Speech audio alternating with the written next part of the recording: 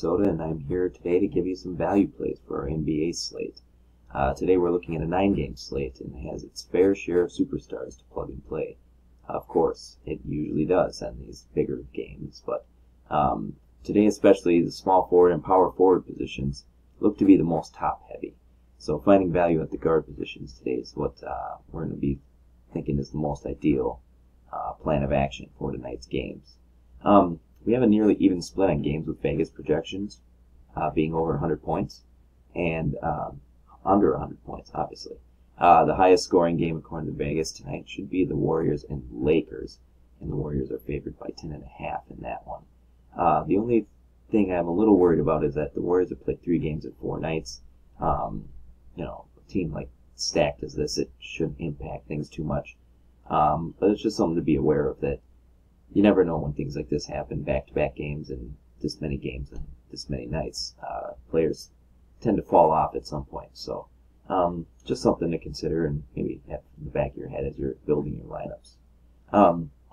Needless to say, we're going to be looking for star players in these games, as well as the Bulls versus Knicks and Suns versus Pelicans games. These teams all run fast, high-tempo offenses that we're going to be looking to take advantage of for sure.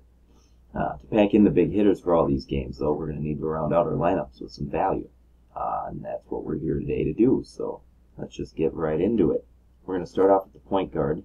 And I'm looking at J.J. Barea tonight in the Mavericks versus Blazers game. He's in a great spot, especially if Darren Williams is out. And Barea is actually good to go to play. If that's the case, he's a great plug and play, and he's going to be used across the board. Only costing $4,800 on DraftKings is very nice too. That's going to help the pocketbook. He's playing 34 minutes, averaging over a fantasy point a minute in those minutes when he's getting that much play time. So, his previous matchups against the Blazers and Lillard, he's averaging a line of 11.5, 2.5, and 3.5. And that's only in 22 minutes. So if he gets that bump, his cost, he's going to easily meet 5x tonight. The other guy I'm picking is Dennis Schroeder, the Hawks versus the Wizards. I love this game. It's going to be fast-paced. The Hawks are just really putting the pedal to the metal. And, Schroeder's price just hasn't really met his production yet. He's at 6,100 on DK. And he's playing 32 minutes a game while averaging 1.11 fantasy points per minute. That's fantasy goodness right there. So, figure if he's able to meet 5x, 6x tonight at that price, that's still well worth it. It's a little more than Barea, obviously, but if you're using Barea, that's you can easily squeeze him in, and it's not going to hurt you too much at the point guard position either. In his previous matchups against the Wizards, he's averaging 12.3, 1.3, and 5 assists, along with just under a steal a game in 22 minutes. So Schroeder, I'm not sure how to pronounce his name, is a nice play tonight for the point guard. At your shooting guard position, I'm actually looking at a sneaky play who may not be so sneaky by tip-off time. Randy Foye. Keep tabs on him if he's able to go or not. Foye's another example of a guy who's playing behind injured players. If Vasquez is out, he's able to just eat up the minutes tonight. So Foye, when he's playing 28.5 minutes, is averaging 0.75 fantasy points a minute. And against the Hornets in the past, he's averaged a line of 12.1, 2.2, and 3.3 in 28 minutes. So you can expect about the same tonight from that, and that's not bad at his cost of only 3,000 on DK. That's the minimum. So Foye is almost a must-play if he's for sure in the starting lineup. He'll be getting minutes either way. So, yeah, just keep tabs on the injury report on that one. And that's versus Hornets. The other guy I'm liking is Bradley Beal on the Wizards and Hawks. Again, this is a fast-paced game. The Hawks will really just crank it down, so the Wizards will likely be following suit at some point. Beal's been playing 30 to 35 minutes a game, averaging 0.91 fantasy points per minute. He's just a solid guy. He's getting his minutes. He gets fills the categories. He's good at getting steals, assists and even a few rebounds here and there. So the thing I really like about Beal is his usage rate.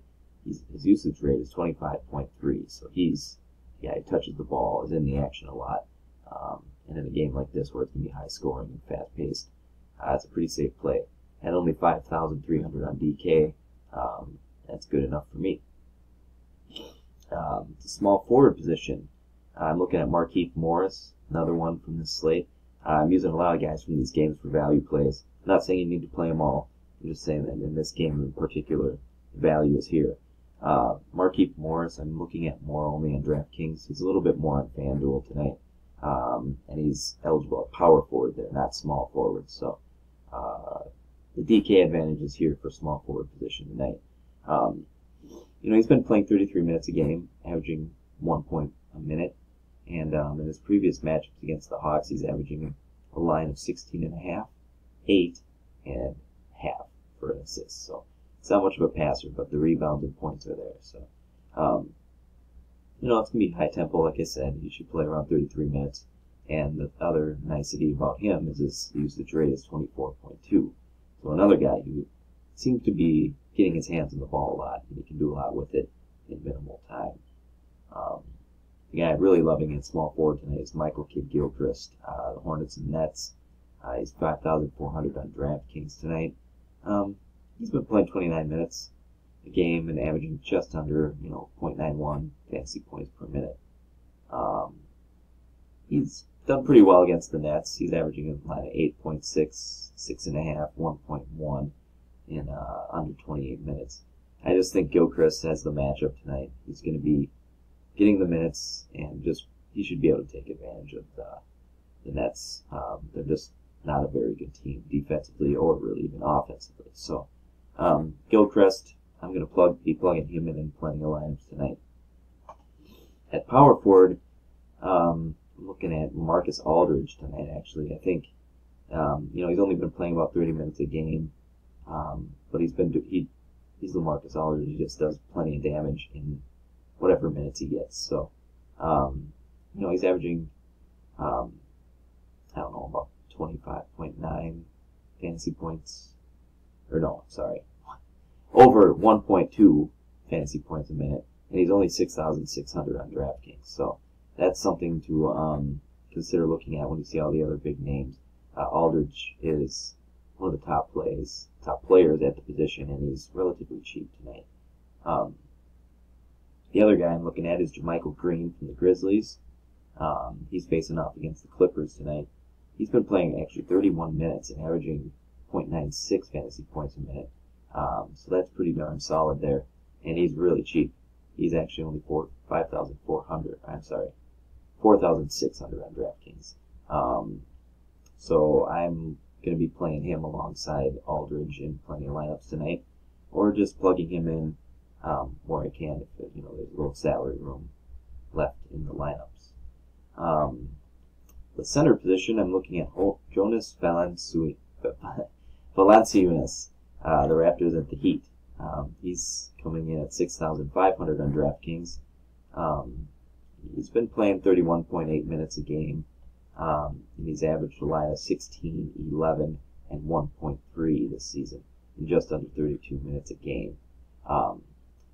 Valanciunas is also getting heavy usage. He's 20.9% right now, which is pretty darn good for a center. So at 6,500 on DraftKings, I'm willing to pay for that. He's my play of the night, I think, for center. I'll just be going there in the games that can't pay up. So a few other mentions for values tonight, the guys that I'm looking at and loving every night. Guys have been playing no matter what, almost, just because their value's there, the cost is there, and the minutes are there. Guy TJ Warren, I'm loving him tonight, especially on FanDuel.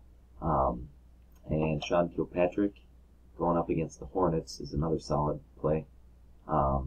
He's another sneaky one, especially in GPP games. So keep Kilpatrick on your watch list. And then finally, I'm going to wrap it up with Tim Frazier. I've been playing him every night. He had an off game the other night, but it was largely due to a blowout and just starters not playing as many minutes. It wasn't necessarily Frazier's fault. So I look to him to get right back on track tonight. And you shouldn't be scared off by that one last game. So that should do it. Make sure you go to Daily Fantasy Cafe for all other great posts and advice using the lineup optimizer and all the other great tools and assets we have over there. So thanks for tuning in. Good luck tonight, and we'll see you soon.